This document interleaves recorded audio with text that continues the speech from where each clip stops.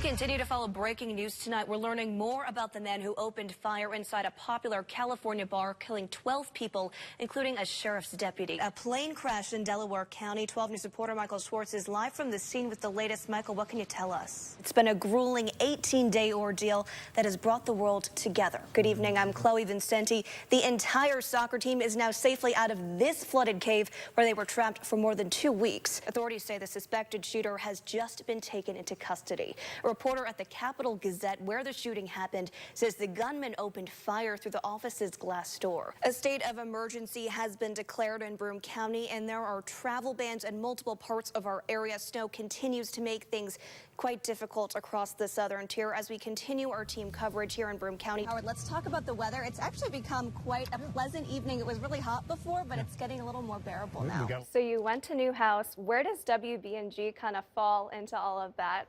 WB&G has a big role. Welcome back. I'm joined now by Luma co-founders Joshua Bernard and Tice Lerner. Josh, let's start with how far Luma has come over the 4 years that it's been here in Binghamton. Well, we've grown a lot. Here at the Lost Dog, it is all about the food and then drinks tonight, and boy, does it smell delicious. I'm joined by Maria McKenna, who's going to tell us a little bit about what's on the menu. Here at Katie's Closet, customers can go shopping just like at any other store, but it's the meaning behind it all that makes it so special. Blake Shelton is not the only big name coming to Endicott. We've got John Daly along with 78 other golfers this year, but the lineup not quite looking like years past. Our told sports director Larry Brunel joins us now. Larry, what is that lineup looking like? But now we're going to send it over to Michael Schwartz, who's live, and should I call you Mr. Strawberry King?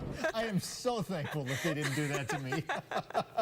Judging by my expression, I think we've got some good weather on the way, right? Looks great, yeah. Your face kind of looked like a sun, which is what we're going to see a lot of over the next couple of days. There are going to be some problems, and they're not going to go away. You know, you're going to get some discoloration, but the water's fine. A village with rich history comes with things that are dated. The system is old.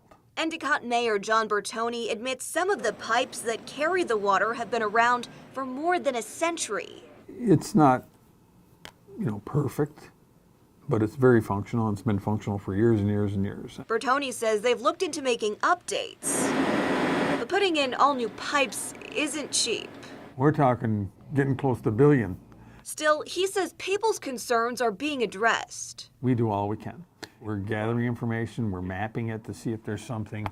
Enwell resident Tom Latini is skeptical. I think there's something going on that's not being said. I really do. Living in Enwell, he gets the same water that Endicott residents do. Most of it comes from the rainy well. This is the water that we get out of our well, the rainy well, which serves 80% of our customers. So you can see the clearness of it. Latini says his drinking water often doesn't even look like water. It looks like iced tea. Like you just made a batch of iced tea. There's no denying it, is my filters. They're picking up so much stuff.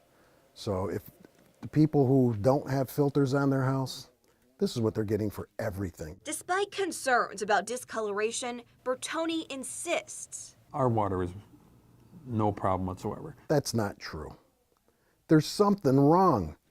I don't know what it is. All I know is I got this brown garbage coming into my house every day, and everybody else who says, oh, well, I don't get that stuff, they don't have a filter to catch it. The mayor sent out a letter to residents on Wednesday addressing concerns, saying flushing, construction, or minerals like iron and manganese could be to blame, and the water meets all safety standards. We got this under control. Hoping to filter out any worries. In Endicott, Chloe Vincente, 12 News. Installing some parts and on the brakes. Bolt by bolt. Pump. All bikes come with flat tires. By pump. August Mueller turns this yard sale special. This is what the tube looked like. Into something brand new. So this one's almost ready for you to take a ride, but not quite.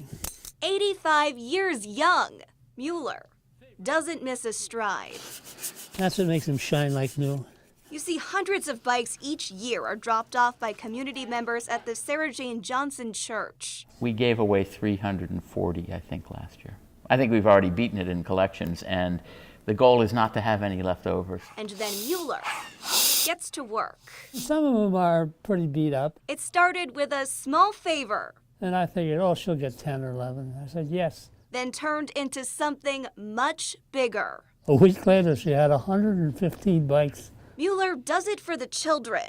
and many of them really could not afford them. And while it's hard work, It's a lot because the bikes aren't in the best shape. he says it pays off I think we feel we're doing something worthwhile. for the kids and the bikes, Giving them one more shot before they go to the landfill. hoping each one gets in the right hands. This is a big bike. Has to be a big person to ride this. In Vestal, Chloe Vincente, 12 News.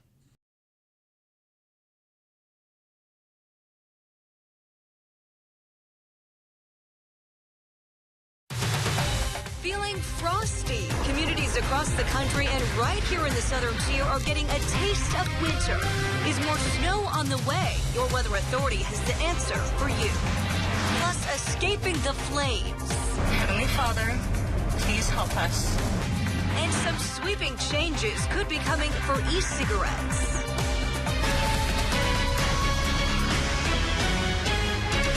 We are following breaking news tonight. A plane crash in Delaware County. 12 News reporter Michael Schwartz is live from the scene with the latest. Michael, what can you tell us?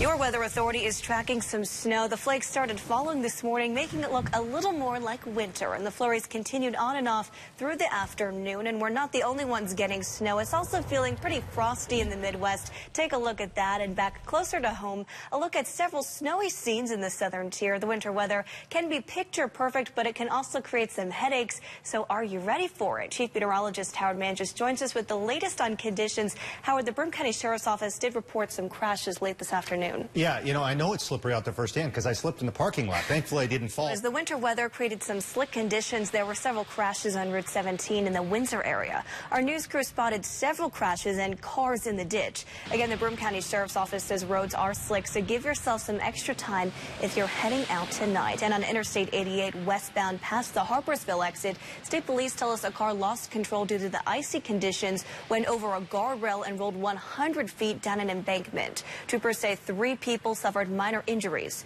in the crash.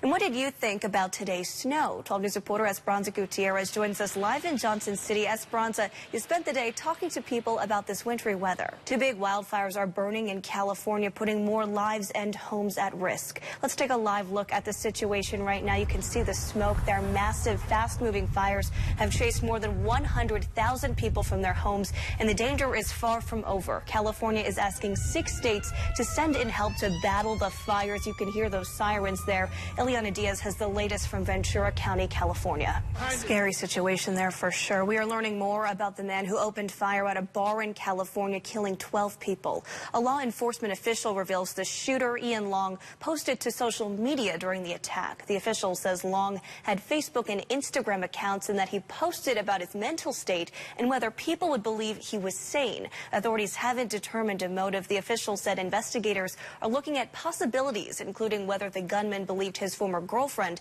would be at the bar. The California bar shooting is just the latest mass shooting in our country, leaving some people wondering, is this just the new normal? It's a habit. It's plain habit. These shootings are becoming habitual, and you're going to adjust to that whether you like it or not.